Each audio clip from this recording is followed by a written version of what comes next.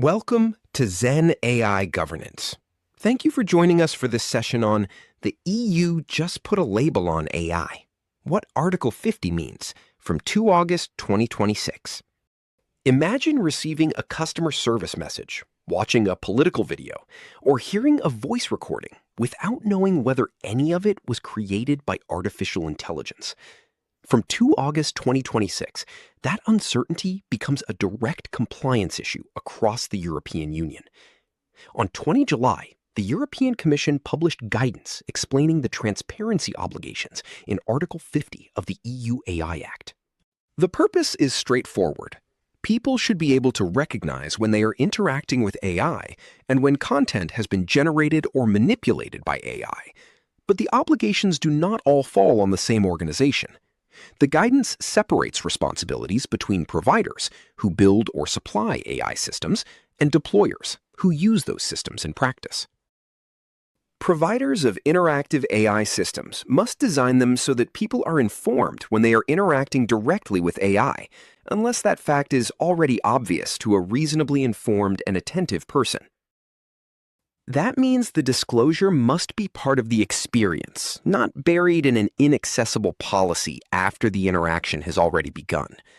Providers of systems that generate or manipulate content also face a technical obligation.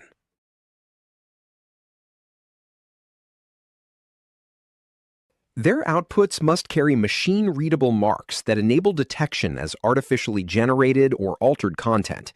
This is not merely a visible watermark. It is a traceability mechanism intended to survive distribution and help platforms, investigators, and downstream users identify synthetic material. Deployers face a different set of duties.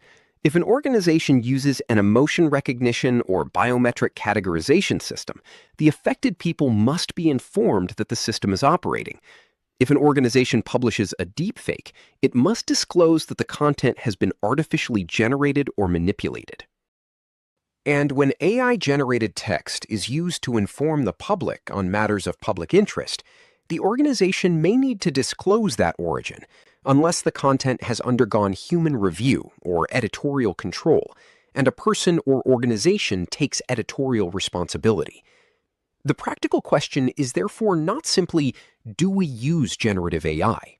The better question is, where does AI-generated or AI-mediated content enter our customer, employee, and public communications? That inventory may include chatbots, synthetic presenters, automatically generated support replies, marketing images, translated voice, recruitment tools, biometric systems, and public-facing reports. The next step is to identify the organization's role for each system. Are you the provider, the deployer, or both? That distinction determines whether you must change the system design, the operating process, the disclosure shown to people, or all three.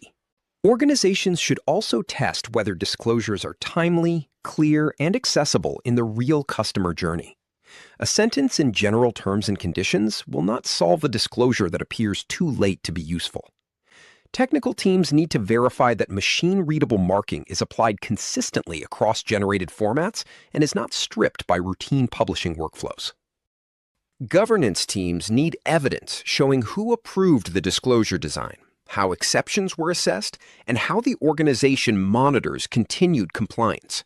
Content teams need a simple rule for escalating deepfakes, public interest material, and synthetic media before publication. This is why Article 50 is more than a labeling exercise. It connects product design, content provenance, editorial responsibility, human oversight, and operational accountability. The deadline is close, but the first actions are manageable. Map the affected systems.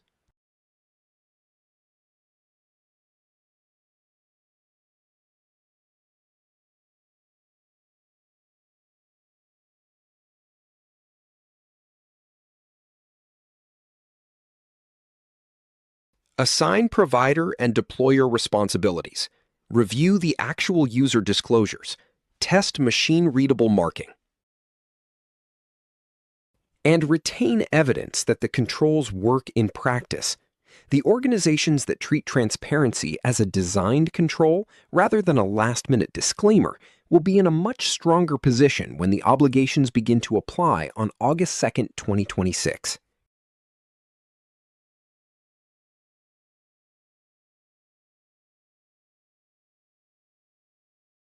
Thanks for watching. We hope this session on the EU just put a label on AI, what Article 50 means from 2 August 2026 was useful. See you in the next one. Follow Zen AI Governance for more practical guidance and keep building AI systems with confidence, control, and trust.